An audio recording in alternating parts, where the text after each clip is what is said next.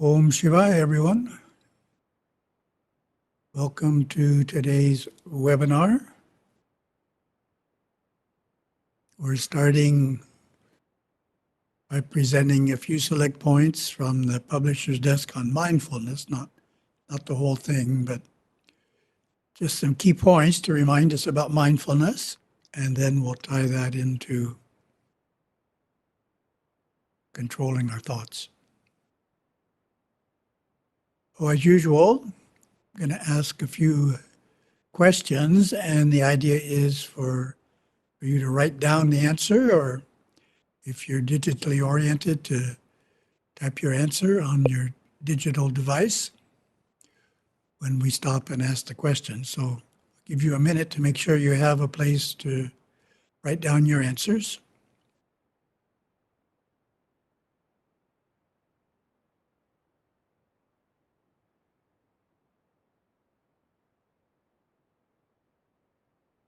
And we have our first question. Write down a definition of mindfulness. I'll give you a minute to do that. How would you define mindfulness?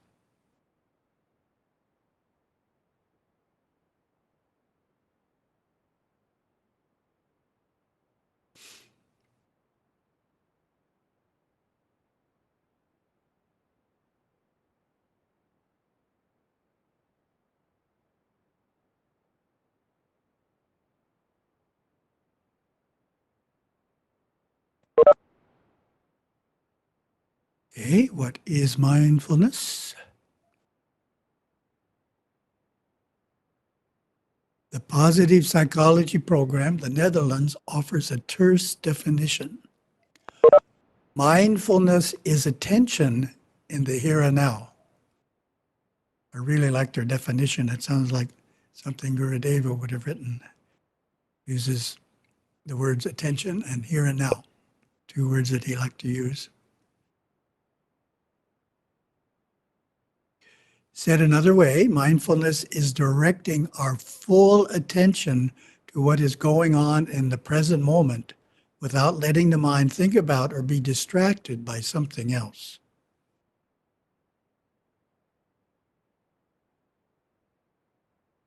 For example, in performing simple chores such as making a meal or washing the car, the full mind is on that task. In listening to a friend explain what he or she did yesterday, we focus 100% of our mind on what is being said, not allowing ourselves to think about something else at the same time. While eating a meal, we focus on experiencing the different tastes and textures of each dish.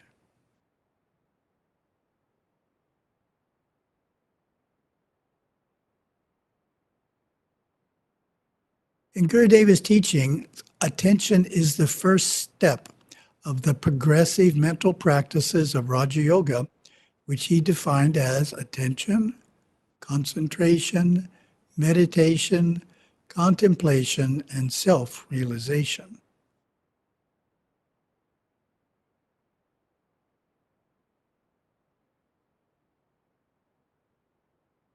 He described attention as holding awareness steady, centralized in only one area of the mind.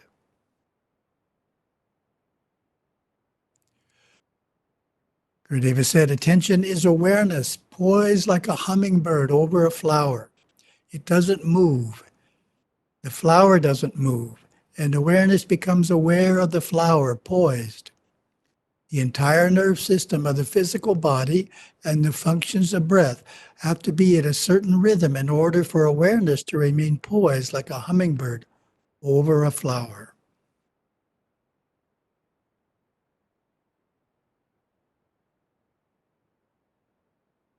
Now, since the physical body and our breath have never really been disciplined in any way, we have to begin by breathing rhythmically and diaphragmatically so that we breathe out the same number of counts as we breathe in. After we do this over a long period of time, and you can start now, then the body becomes trained. The external nerve system becomes trained, responds, and awareness is held at attention.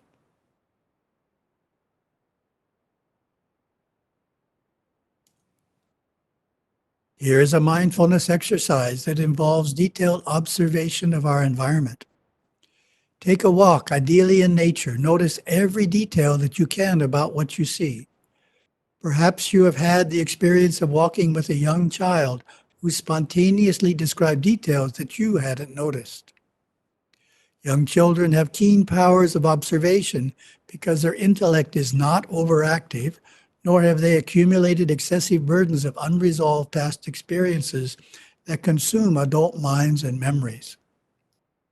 We can try to be like children by noticing as many details as possible.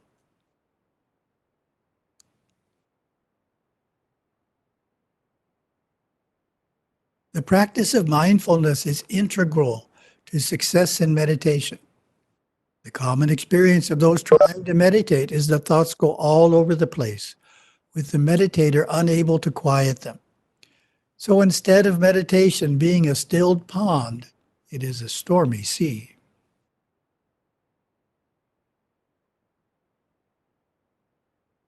The ability to control our thoughts can be compared to utilizing a muscle.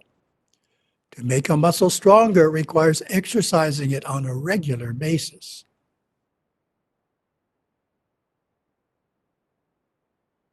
The more we use it, the stronger it gets. The ability to control the mind is the same. The more we control our thoughts, the stronger our ability to do so.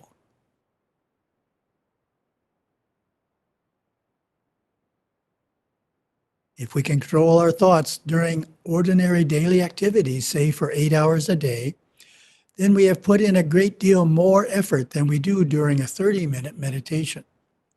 16 times as much exercise. This will definitely accelerate the speed at which we are becoming better at controlling our thoughts.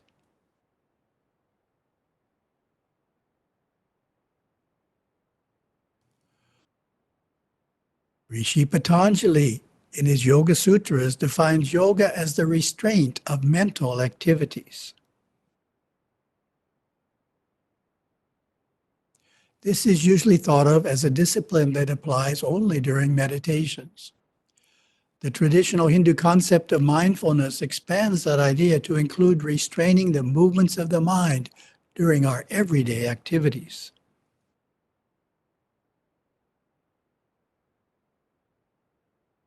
Clearly, the more mindful we are, the easier it is to quiet the mind during meditation, which will lead to profound experiences of our intuitive soul nature.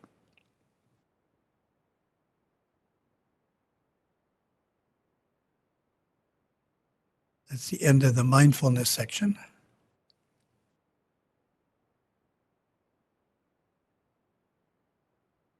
Going to have some more questions in this next one. Letting go of past and future.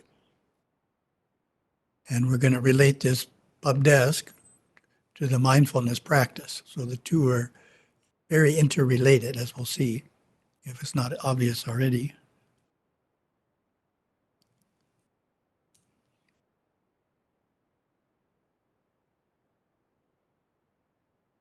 Many individuals find that when they sit down to meditate, their mind is constantly thinking about past and future events. They find that their mental power is seriously dispersed rather than being intensely focused. Though less obvious, this can also happen when we visit a temple. It can also happen in our application of mindfulness to our daily tasks.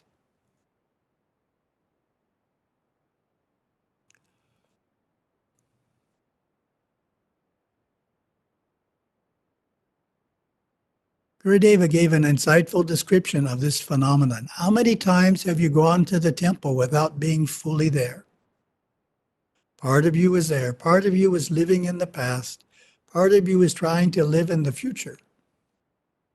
And there you were, emoting over the things that happened that should never have happened, and fearful of things that might happen in the future, which probably won't happen unless you continue being fearful of their happening until you create them. Interesting point that we usually don't think about.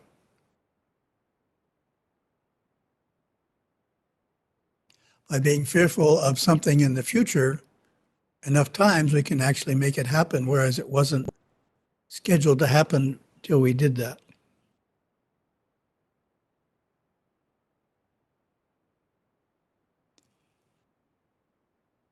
Having established a goal, a focused mind, a mind that is not constantly wandering into the past and future, what are some specific techniques we can apply to harness our thoughts?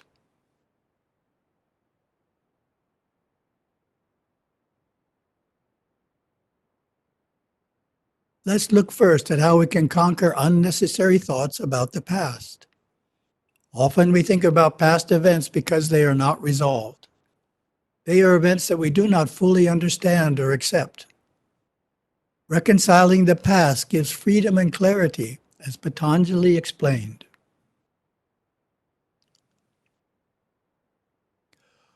When the limbs of yoga are practiced, impurities dwindle and radiant knowledge manifests, leading to discrimination as to their difference.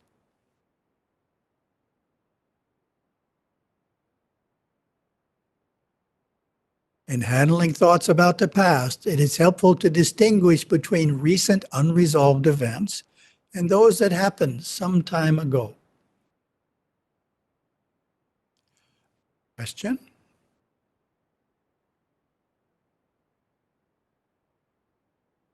How do we resolve events of the recent past? So write down your answer.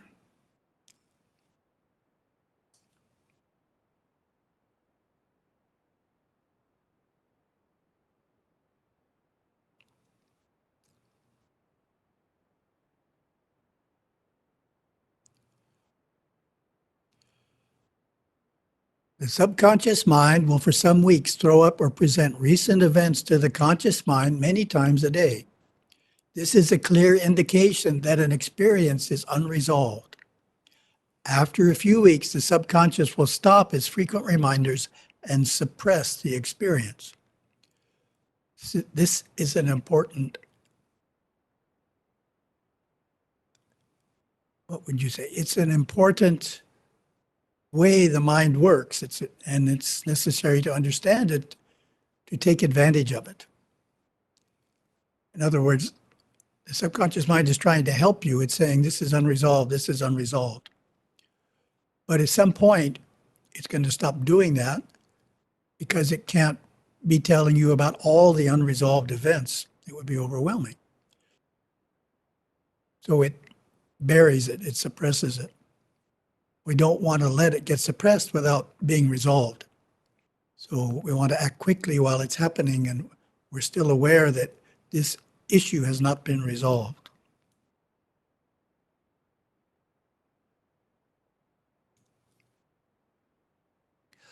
Suppressed experiences accumulate in the subconscious, creating an anxious, troubled nature.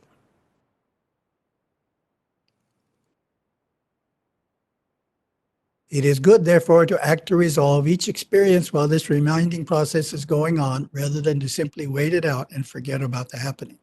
So I already explained that. It often works to seek a resolution to the matter, so this is starting to get to the answer to the question, by discussing it with those involved. If we have hurt the feelings of others, an apology may be appropriate. Discussing, apology. If our feelings have been hurt, then we may need to forgive others. So that's bringing up three components of resolving it: discussion, apologizing, and forgiving.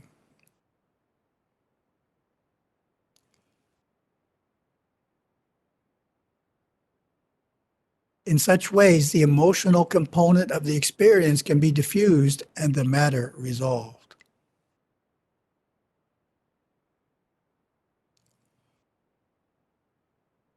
Question: how do we resolve events that happened some time ago?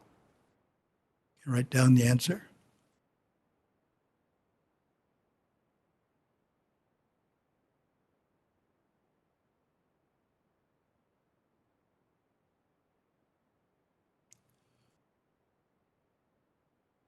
Unresolved experiences that happened some time ago will also come to mind but less frequently than recent ones. It is usually no longer appropriate to apologize or seek apology, as the other parties will not understand why we are bringing up the matter after such a long time.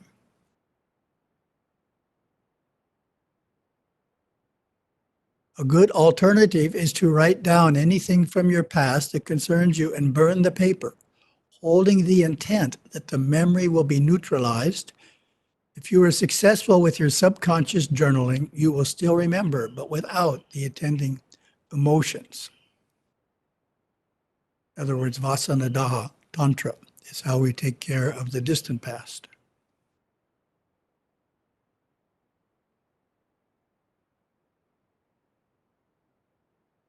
Resolving the past may be more of a challenge than one expects. A common problem is an inability to forgive someone, such as an abusive father or husband, for how they treated us. A helpful philosophical approach is to focus on the law of karma by affirming that something we did in the past caused those experiences to come to us in the present. We need a way of looking at it that acknowledges that we attracted that experience to us. It was in our karma to have that experience and isn't just an arbitrary event that's caused by someone else.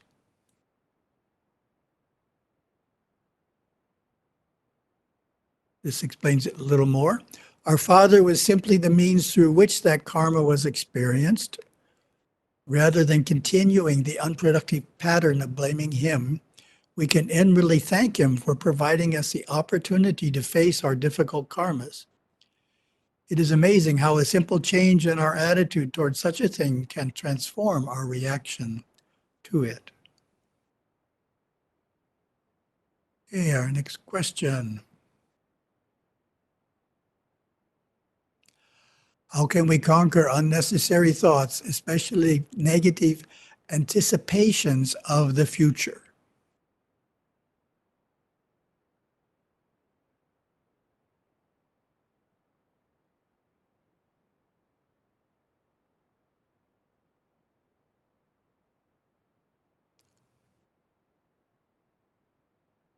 Many such thoughts fall into the category of worry. We are concerned that certain events may happen, sometimes to the extent of becoming fearful. A remedy that Gurudeva stressed is to employ a simple affirmation. So the answer is affirmations. When the mind starts to worry, say to yourself, I'm all right now. Keep repeating this affirmation until you are convinced that everything is fine in the present moment.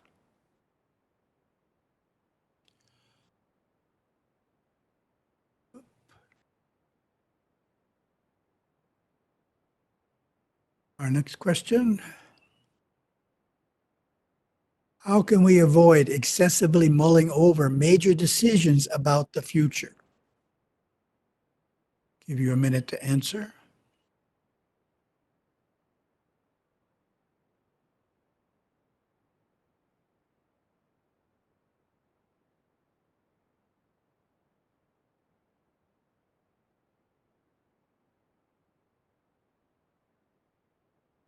Mulling over major decisions is another type of concern about the future.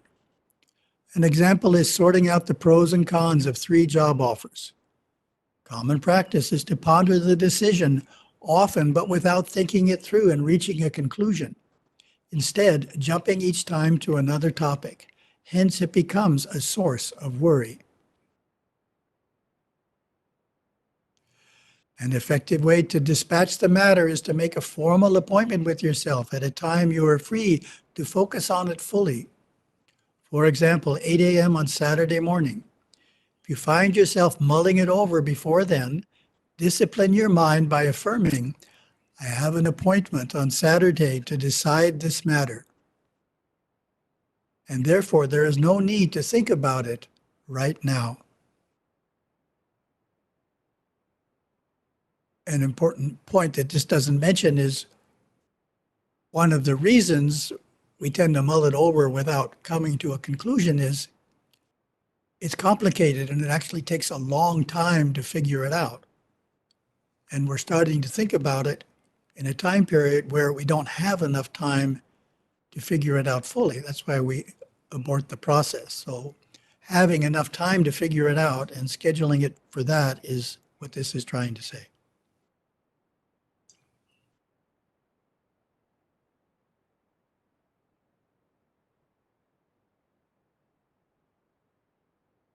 These and other techniques can be used to focus the mind in the present rather than dwelling on the past or the future.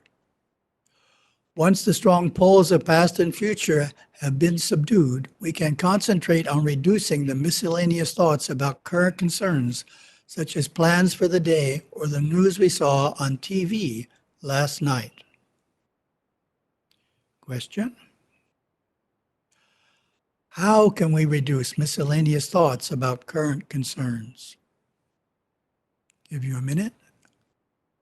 Write down your answer.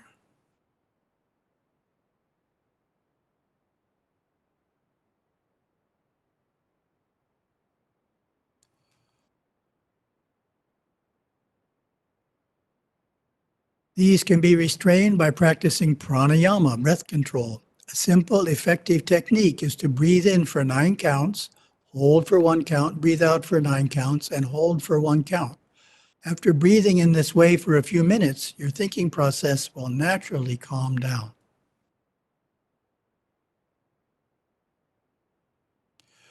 When we manage to center our mind in the present and quiet the cacophony of miscellaneous thoughts, we experience a higher state of consciousness. Gurudeva refers to this as the eternal now. He comments on it. The mind lives in the past, and the mind tries to live in the future. But when you quiet your mind, you live in the present. You are living within your soul, or the higher state of your mind, which is undisturbed by the things of time. The abilities available to us once we have freed ourselves of vexations of past and future is to clearly see patterns in our life and in the lives of others. It is the proverbial state of being able to see the forest instead of the trees. In his early teaching years, Gurudeva cultivated this ability by taking his devotees on pilgrimage each month to the top of a nearby mountain from which they could look down on the cities below. This practice was helpful in developing the skill of perceiving the overview.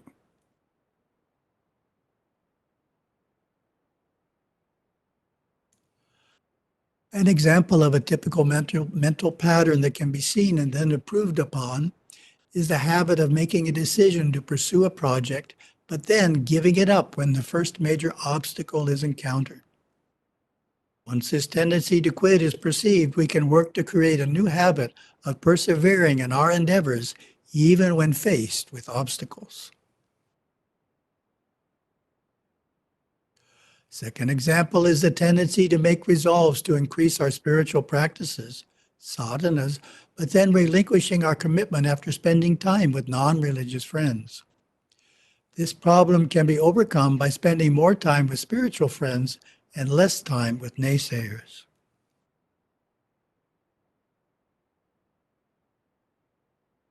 Another benefit that comes from living in the eternal now is the ability to turn within and feel the spiritual power within the spine. There is a dynamic force there that, when experienced, gives us renewed inspiration and positiveness. When we are feeling a bit discouraged, we can find new energy and enthusiasm to meet the tasks at hand by quieting our thoughts and tuning in to this spiritual force felt along the spine.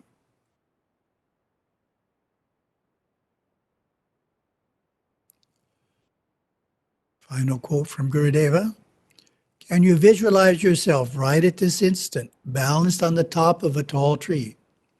If the tree were to bend too far forward, you would fall to the ground or down into time and thought. If it were to bend too far back, you would again fall. Balanced on the top of this tree, you can look out over the countryside and enjoy everything you see. But if you stop to think about one thing of the past, You would become so engrossed in what you are thinking about that you again fall to the ground. You find that you cannot live in a thinking consciousness balanced so high. Here you live in the eternal now, with great awareness of what is around you and within you, but with no thought on it. That's our last slide there on letting go of past and future.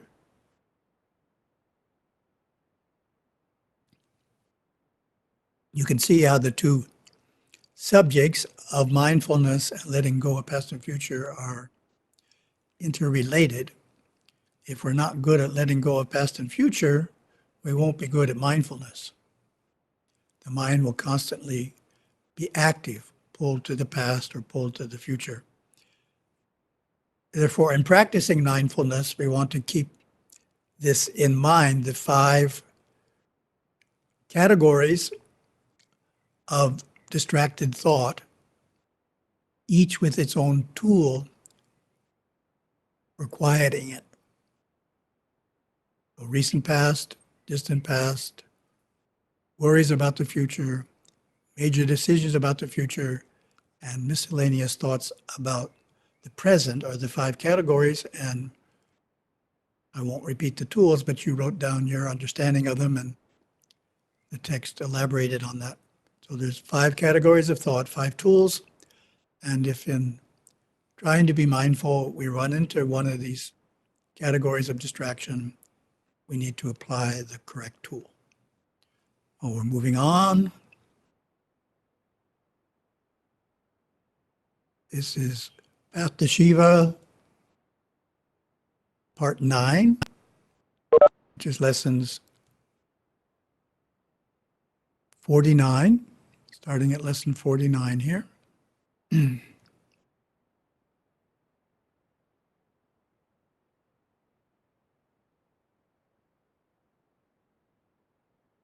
Why are we vegetarians? Good question.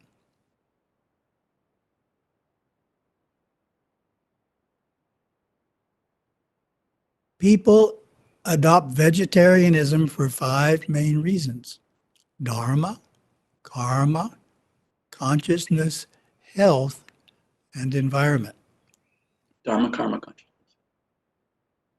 It's a good answer there. 5 main reasons. First, Dharma declares that we should not kill other creatures to feed ourselves.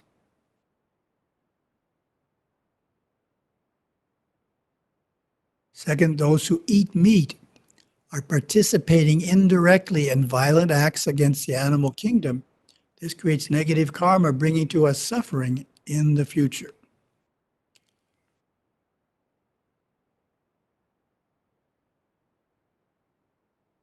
A third reason is the impact of eating meat on our consciousness. At the moment of death, the terror and torture of the animal is biochemically locked into the flesh. When we consume the meat, we take that animal's fear into our own body, and it negatively affects our consciousness.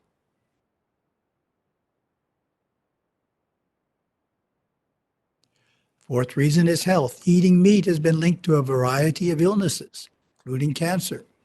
There is no nutritional reason humans have to eat meat. Modern research confirms that a vegetarian diet is a fundamentally healthy diet.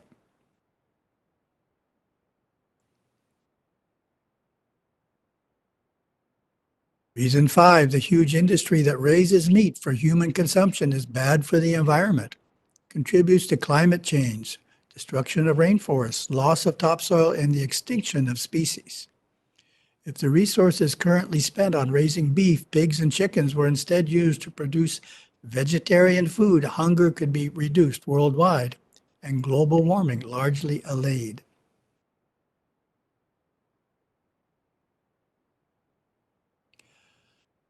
Today, vegetarianism is a global movement. There are vegetarians among all the religions, as well as those who have no religion.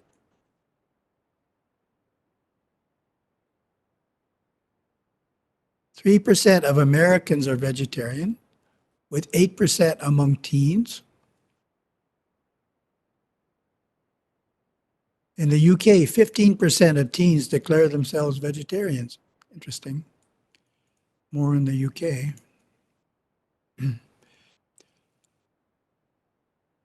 India has the largest number of vegetarians in the world, more than 500 million, 30% of the population.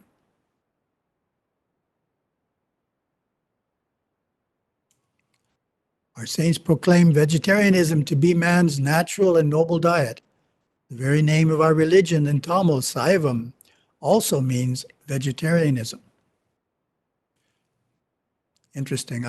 Sometimes I use Google Translate, and you can type in different scripts if you know how to make your keyboard produce those scripts. So I typed in Tamil script Saivam, ask it for the English meaning, and it said vegan. Not just vegetarianism, it actually said vegan. I don't know why it thinks Saivam means vegan. Okay, moving on to the questions. Dharma declares that to feed ourselves, check the correct answer. B, we should not kill other creatures. So this is just affirming what Dharma means in the context of vegetarian, not kill. This is what Dharma means in this context.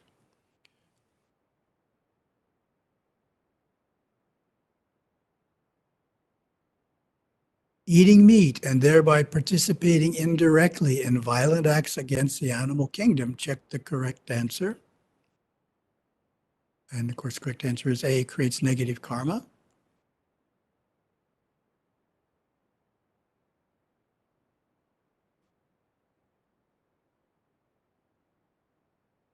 When we consume the meat,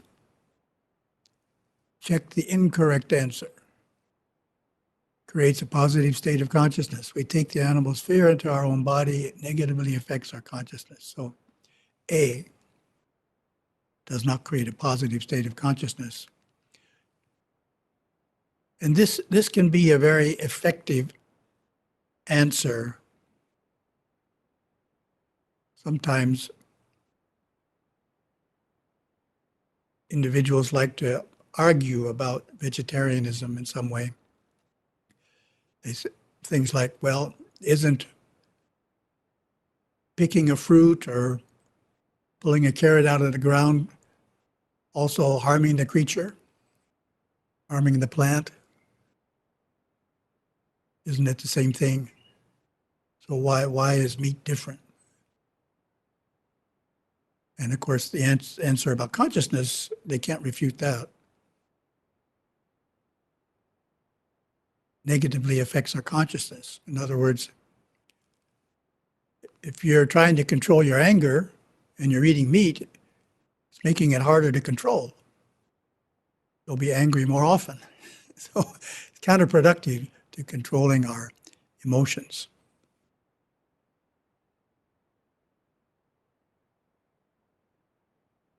Consuming meat, check the incorrect answer. Provides an essential source of nutrition, has been linked to a variety of illnesses, is not required for nutritional reasons. The incorrect answer is that it's the essential source of nutrition. It's not, and that's definitely been written about a lot.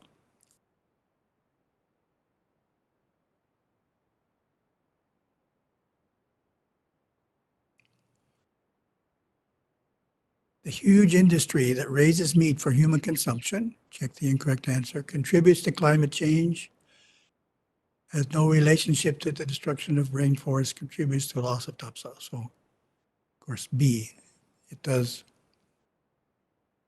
help destroy rainforests. So that's all pretty straightforward. It's just making sure someone understands the 5 reasons and is able to explain the 5 reasons correctly that vegetarianism is a good thing.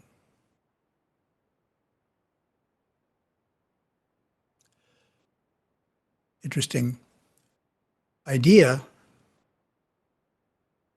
not quite on a commercial basis yet. There's a firm in Berkeley, California that can produce protein to eat out of air.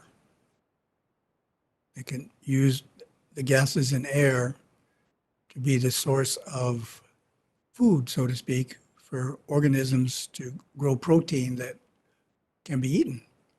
So it's an interesting phenomenon. Eventually we may be able to get protein from the air.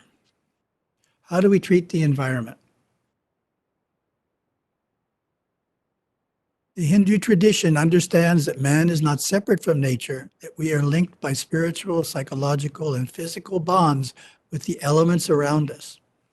Knowing that the divine is present everywhere and in all things, Hindus hold a deep reverence for life.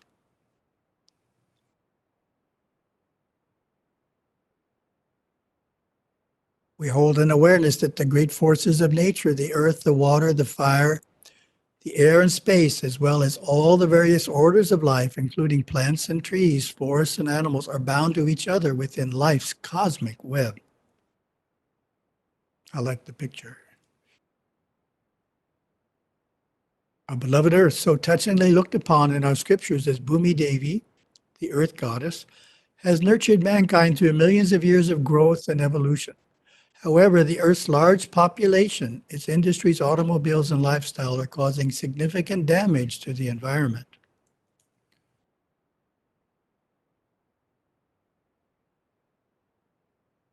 As 1/6 of the human family, Hindus can have a tremendous impact. We should take the lead.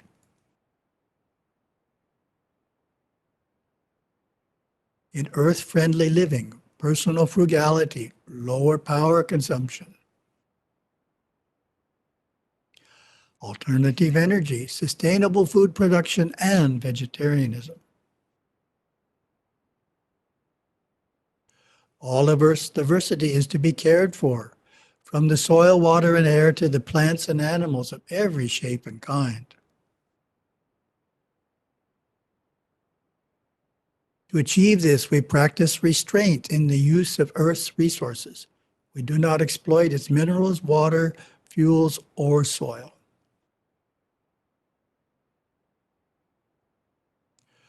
We avoid polluting our blue planet. We work to protect the many endangered plants and animals. We do not buy or use products from exploited species such as furs, ivory, or reptile skin.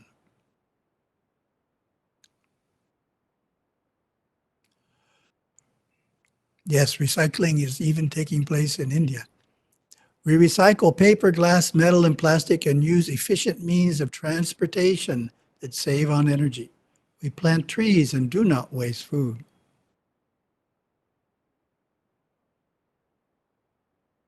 In these ways, we express the fundamental Hindu reverence for the earth and all life upon it.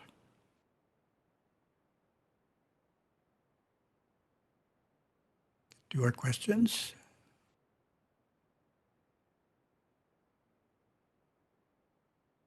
Hindus treat the earth and all life upon it. Check the incorrect answer.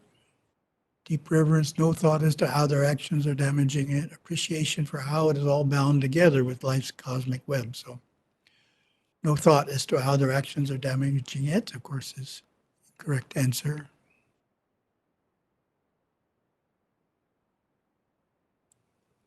As 1/6 of the human family, Hindus can have little impact on protecting the environment. This is, of course, that's false. This is emphasizing that 1/6 of humanity is a lot of people, and if we want to, we can make a bigger difference.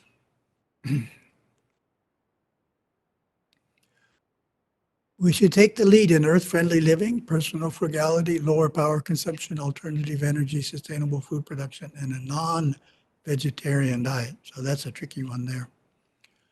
I should say vegetarian diet. So it's false, just making sure someone is paying attention.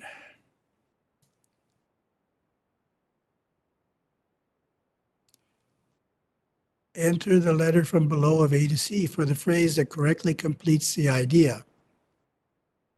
We do not exploit, not buy, recycle. Okay, so we do not exploit, that's B, minerals, water, fuels, or soil. Don't buy, C, furs, ivory, or reptile skin. Recycle, A, paper, glass, metal, and plastic.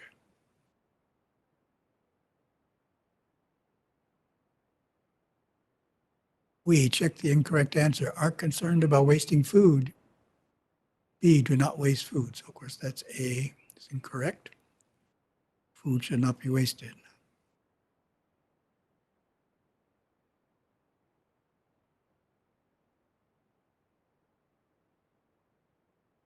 Next lesson is 51. What is the ideal home? The ideal home is a place so magnetic and harmonious that it's difficult to leave. In a true home, family members enjoy love, kindness, sharing, and appreciation. They help and support one another. It's a place of selflessness and togetherness where each person has time for everyone else. It is the duty of the parents to turn a house into a home. They do this through their loving care of each other and the children and their worship in the shrine room. This builds a spiritual vibration, giving the home a temple-like atmosphere. So, of course, both of those points are important. If we have one without the other, it doesn't work that well. The 2 points are loving care of each other and the children, meaning there's not a lot of argument. Can't have a lot of argument in the home and turn the house into a home. And then we need a shrine room. So lack of argument replaced with loving care, and having a shrine room where ceremony is conducted actually will change the vibration, noticeably change the vibration of the home into a more harmonious and refined vibration.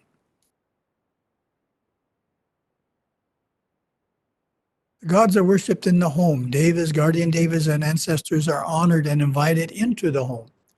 All the rooms are kept sparkling clean. Puja is done every day in the home shrine. Whenever possible, meals are taken together, preceded by the food blessing chant. The family observes the Hindu festivals together in the home. Devotional songs are sung and traditional music played. Saiva art and artifacts adorn the rooms. All this creates a secure, wholesome living space, a refuge from the harshness of the world. Harmony is a fragile vibration which the family protects by seeking to see one another's point of view, finding points of agreement and avoiding argument and harsh words. All disagreements are settled before sleep. Guests are treated as God, and hospitality is given generously. Children can help their parents keep the home strong. They assist during the morning puja and annual festivals. Gurudeva recommends a weekly family home evening during which all members sit together for dinner, make plans, play games, share interests, express appreciation for one another, and enjoy family togetherness without TV, digital entertainment, or other distractions. Get our questions.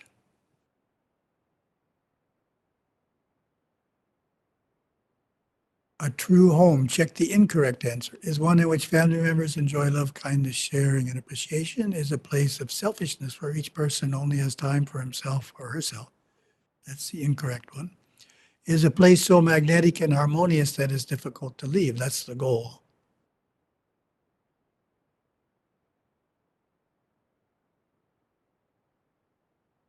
Whose duty is it to turn a house into a home?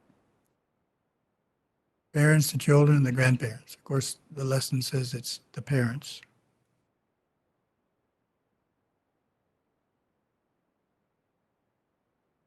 The gods are worshipped. Check the correct answer. Only at a temple and in the home shrine, only in the home shrine. So the correct answer, of course, is B. And this is pointing out the importance of doing both. Worshipping in a temple and worshipping in the home shrine. Sometimes children will say, well, I already worship in a home shrine. Why do I have to go to the temple? And simple answer is By going to the temple and worshiping in the home shrine, we're connecting the home shrine to the temple or temples, and therefore we're maintaining the power of the home shrine. If we never go to a temple, then the home shrine won't be as strong.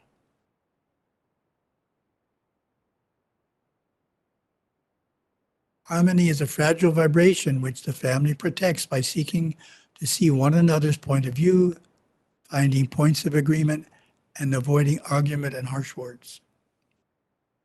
Of course, that's true, and it's a great list of 3 things there. Seeing one another's point of view, finding points of agreement, and avoiding argument and harsh words. So 3 different ways that we can maintain harmony. Gurudeva recommends a weekly family home evening during which all members sit together for dinner and then watch TV or other digital entertainment together for the rest of the time together. Of course, that's false. It's a way of stressing the idea that there's no TV or digital entertainment. We're talking to each other and getting involved in each other's lives in a light spirit. It's not supposed to be a heavy vibration, but it's supposed to be light and fun.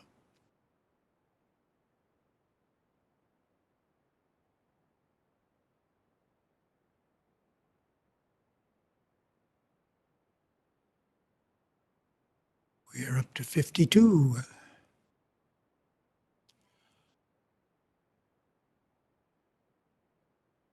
How do we receive guests?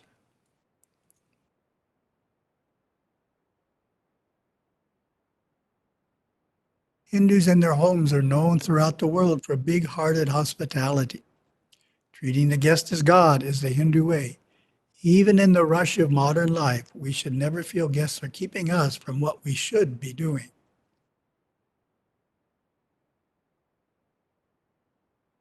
We drop everything, no matter how important, to care for company. We know how it feels to be unwelcome and would never want to send the message to visitors that they are unwelcome. When guests arrive, even without notice, they are greeted eagerly at the door by the entire family. We are generous with our time and kindly with our words. Our loving care makes each one feel special. This is our ancient and sacred duty.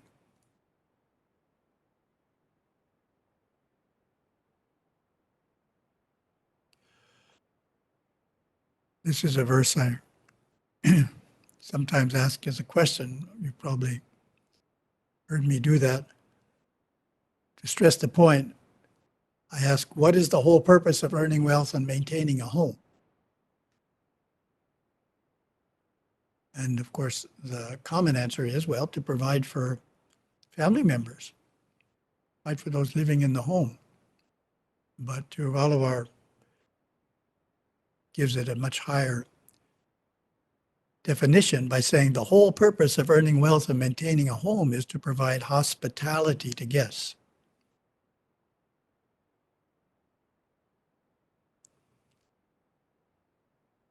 And we have more wisdom from the Tirukural. The host should care for the guests he has. He should watch hopefully for more.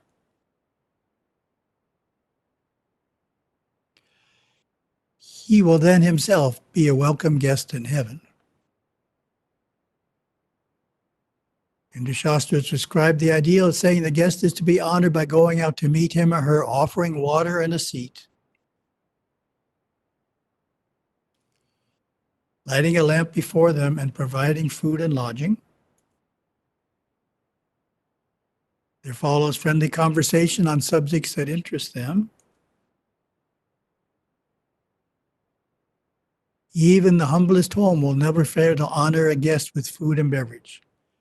The absolute minimum is a chair or mat to sit on and a glass of water to drink.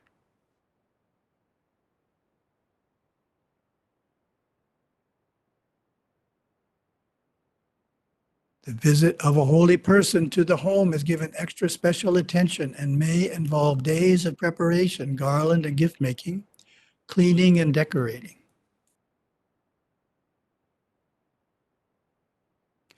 As the guest departs, we offer good wishes and gifts, even if only a simple sweet.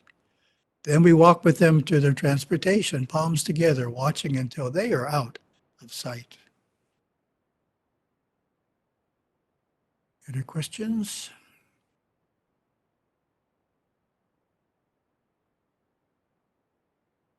Guests are treated, check the correct answer, as a nuisance, and hospitality is given begrudgingly, as God, and hospitality is given generously. So obviously, B.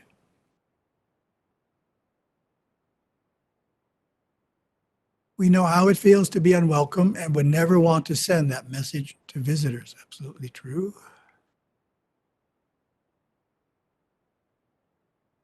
Tirtharal tells us the whole purpose of earning wealth and maintaining a home is to provide for the needs of the immediate family members. So this is making a question out of the question I usually ask. So of course that's false. Let's provide for guests. Hindu Shastras describe the ideal saying the guest is to. Check the incorrect answer. Be honored by going out to meet him or her, be offered water and a seat. Have a lighted lamp placed before them, be provided food but not lodging. So D, of course, is incorrect.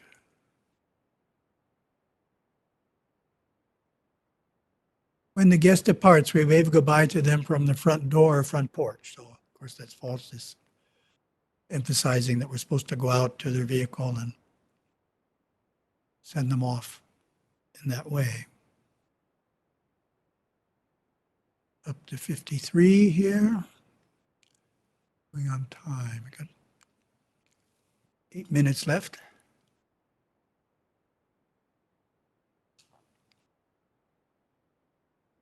How do we use our home shrine? Very good question. The home shrine is the family's personal temple. It is the heart of the home, a sacred place we go into to be close to God, gods, and the devas. Hindus who are wise and serious about practicing their religion have an entire room for the home shrine. So as you all know, this is an important point that Gurudeva often stressed. Of course, you have to have a large enough home to have it as a complete room, but ideally, you create it as a separate room, and that way the vibration is easier to keep high.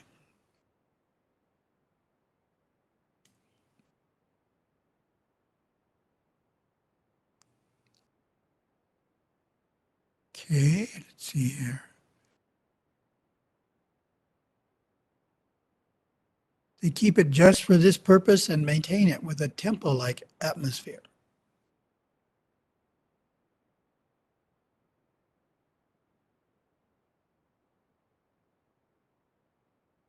They know that a closet or a shelf is not enough to create a sacred space.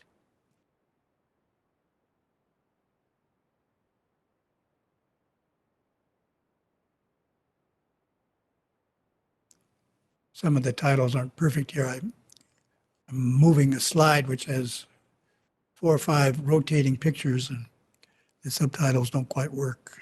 On holy days, they devote extra time to these practices.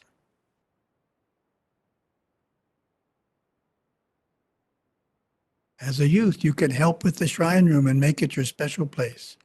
You can collect flowers from the garden, help prepare prasadam, and help organize the puja items before the daily worship. Learn the Sanskrit mantras and chant along with your parents. So it's ideal if you have younger children that they do something, depending on the amount of time that they have, that they not just be just not attend without doing something. The home shrine should be the most beautiful room in the house. It is adorned with pictures of your Guru lineage. The altar has images of God Shiva, Lord Ganesha, and Lord Murugan. There are oil lamps, incense bells, offering trays, and flower baskets.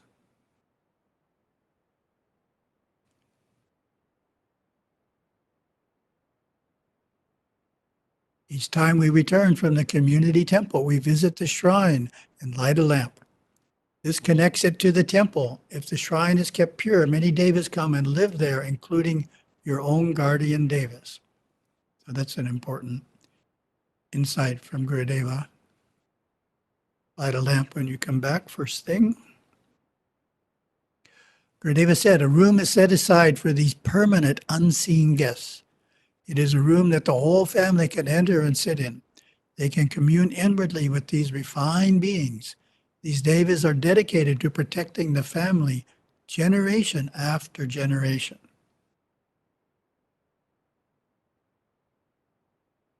These beings of light bless and protect you, keeping the home secure and peaceful. When we provide a home for God inside our own home, it is easy for the family to be happy. It's easy to get along and love one another. It is easy to feel Shiva's protective presence. Okay, we got our questions.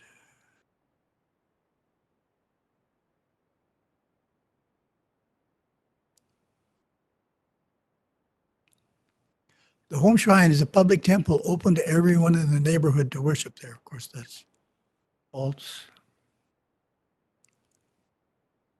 The ideal home shrine, check the correct answer. It's in a closet so that you can close the door when not worshiping there.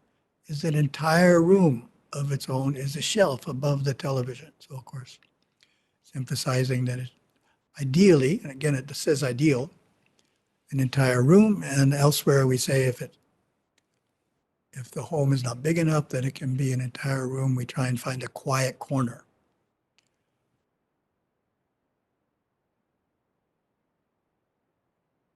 In the shrine room, the family gathers too. Check the incorrect answer. Conduct puja, read scripture, sing bhajana, do japa, discuss politics. So this is pointing out we want to keep politics out of the shrine room and other worldly things, worldly topics. On holy days, the family, check the correct answer, skips their morning sadhana period, does their sadhana as usual, devotes extra time to these practices. Of course, the answer is C. On holy days, we're supposed to do more. Holy days means a festival day.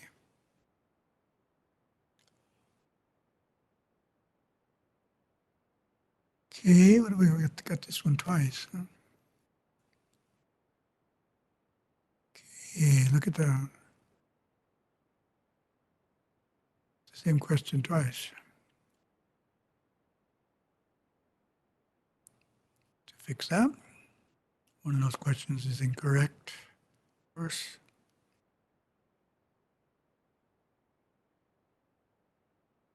we can go over a couple of minutes here. There's one more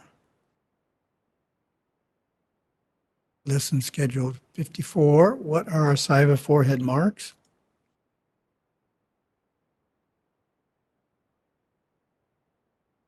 Our forehead marks are a distinctive Hindu cultural and spiritual practice. We wear red or black dots, white stripes and designs, and sandalwood paste. Most marks are sectarian. They tell the world which Hindu tradition we follow.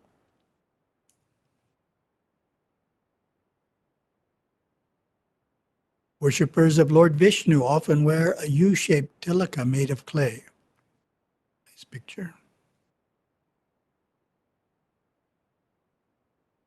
Saivites wear 3 stripes of white sacred ash called vibhuti or tiruniru across their forehead. This mark is called a tripundra.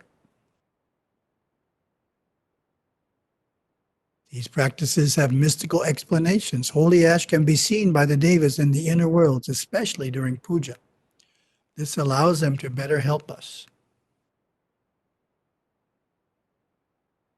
The holy ash signifies purity and the burning away of the soul's 3 bonds, anava, karma, and maya. Wearing it brings the blessings and protection of God Shiva. It also reminds us of the temporary nature of the physical body and inspires us to strive without delay for God Shiva's grace.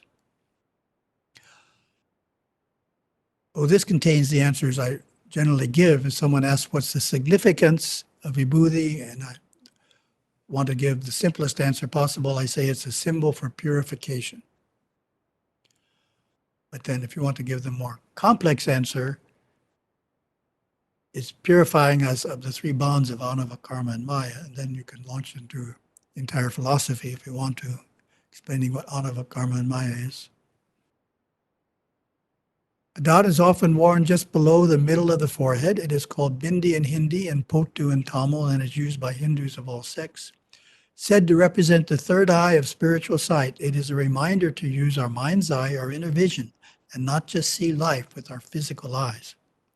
It's a nice explanation of the inner meaning. A red bindi can indicate a woman is married. A black one, especially on a child, is intended for protection. Sacraments passed out after a puja in a Saiva temple include vibhuti, kumkum, and sandalwood. Both men and women apply all three. Women usually use a smaller amount of ash on their forehead than men. Visitors to a home are often blessed first at the doorway with the potu. We proudly wear our forehead marks, knowing they distinguish us as devout Hindus. On our forehead, we wear red or green dots, white stripes and designs in sandalwood base. So green is nice color, but we don't wear green, so that's false. Saivites wear 3 stripes of white sacred ash. Check the incorrect answer. The white sacred ash is called vibhuti or tiruniru. Mark of 3 stripes is called a tripundra. 3 stripes symbolize Shiva's 3 powers, Avicca, Kriya, and Jnana, so C is false. It's Anava karma in Maya.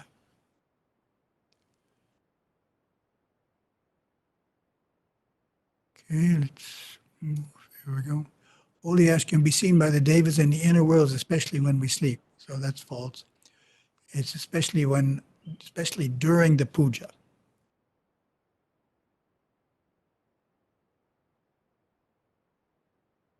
The dot worn on the forehead is said to represent the third eye of spiritual sight and is a reminder to use our mind's eye, our inner vision, and not just see life with our physical sight.